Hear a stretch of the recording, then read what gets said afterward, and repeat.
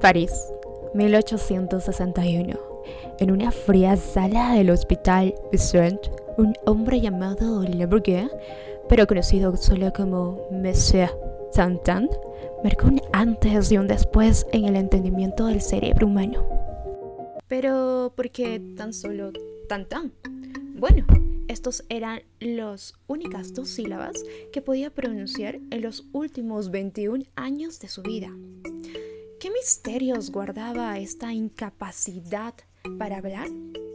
Y más importante, ¿cómo esto generó una revolución científica de su época? Mi nombre es Abigail Rodríguez y hoy en Sinapsis del Pasado exploraremos el descubrimiento que marcó una revolución tanto en el lenguaje y el momento científico de esta época, el área de Paul Broca. Paul Broca, médico, antropólogo y pionero de su tiempo, presentó a Tintin ante la Sociedad Antropológica de París en abril de 1861. Este paciente de 51 años había perdido la capacidad de hablar, pero no su intelecto. ¿Qué estaba sucediendo en este cerebro? Pues bueno, tras la muerte se realizó una autopsia, en la cual en el cerebro de Tintin se hizo un hallazgo extraordinario. Una lesión en la tercera circunvolución frontal izquierda. Esta lesión estaba muy circunscrita, muy delimitada. Y abrimos pregunta, ¿acaso esta región lesionada tenía alguna correlación con el lenguaje articulado? Bueno, Paul Broca fue muy cauteloso ante ello. Sabía que al presentar a un solo paciente no revelaba toda esta información. Pero, a posterior, vinieron más pacientes, autopsias de más pacientes, las cuales iban confirmando este detalle. Antes de continuar con la historia, vamos a ubicarnos, vamos a explorar dónde nos encontramos en el cerebro. El área de Broca se encuentra en el lóbulo frontal izquierdo, específicamente en la tercera circunvolución frontal.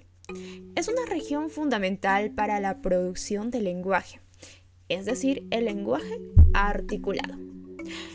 Aquí surge una pregunta interesante. ¿Por qué exactamente el lóbulo frontal izquierdo? Bueno, para responder esto, debemos devolvernos a una creencia científica predominante en el siglo XIX.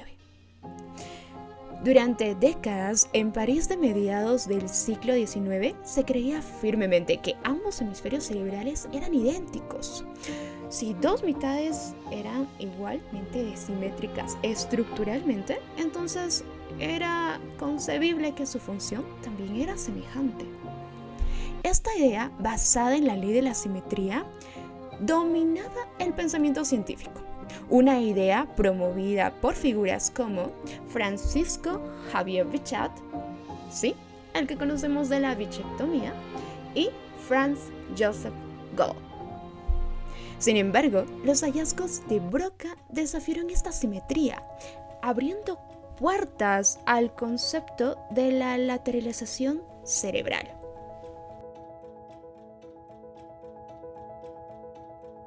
Franz Joseph Gall insinuó que el cerebro tenía órganos mentales específicos. No obstante, su teoría carecía de evidencia sólida clínica. Fue Jean-Baptiste Boulud quien primero asoció los lóbulos frontales con el lenguaje. Sin embargo, Broca, con su concepto anatomoclínico, fue el que dio el golpe final a estas especulaciones. Al estudiar casos clínicos detalladamente documentados, Paul Broca logró delimitar el lenguaje en una región específica del cerebro. Pero esto, claro, no se vio exento de múltiples desafíos, principalmente de la comunidad científica, los cuales se ponían reticentes a la idea de que el lenguaje, una función tan compleja humana, se encuentre solamente delimitada en una región concreta del cerebro. Estas figuras, por ejemplo, lideradas por Jean Cuvier. Noé Paclau, avec le muscle gauche. Nosotros hablamos con el cerebro izquierdo. Con esta frase, Paul Broca refutó los conceptos de simetría funcional, abriendo paso a la revolución nuevamente del estudio del cerebro, la lateralización cerebral. Paul Broca no solamente era un médico, era una persona atrapada en su tiempo. Recuerda, somos hijos de nuestro tiempo. Personas que están inmersas, influenciadas por el entorno y por la cultura. Lo mismo pasó con Broca, que estuvo luchando contra opositores y paradigmas establecidos de su propia época.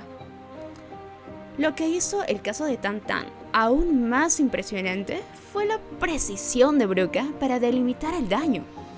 En sus investigaciones posteriores, describió cómo las lesiones de esta región afectaban exclusivamente al lenguaje articulado, mientras otras funciones permanecían intactas. Hoy sabemos que el área de Broca forma parte de una red más grande, que incluye el área de Wernicke y el fascículo arqueado o arcuato, fundamentales para comprender y producir el lenguaje. Sin embargo, este descubrimiento fue el primer paso hacia el entendimiento de una organización estructural funcional mucho más compleja del cerebro. Hoy, cada vez que hablamos, nos recordamos del legado de Broca. No obstante, claro que sí, su descubrimiento marcó un triunfo histórico, pero también es un recordatorio. ¿A qué? A recordarnos que el conocimiento avanza cada vez que nos atrevemos a cuestionarnos cosas que parecen ya obvias. Y tenemos aún así preguntas que no podríamos responder. ¿Cuántos misterios aún guarda nuestro cerebro? ¿Qué descubrimientos futuros transformarán lo que hoy damos por sentado? Bueno, la historia de Broca nos inspira a continuar explorando, a nunca dejar de aprender. Porque cada idea, como una sinapsis, podría encender el próximo descubrimiento. Nos vemos en el próximo episodio de Sinapsis del Pasado. Y recuerda, mantente hidratado, leyendo y cuestionándote lo que leas. Hasta la próxima.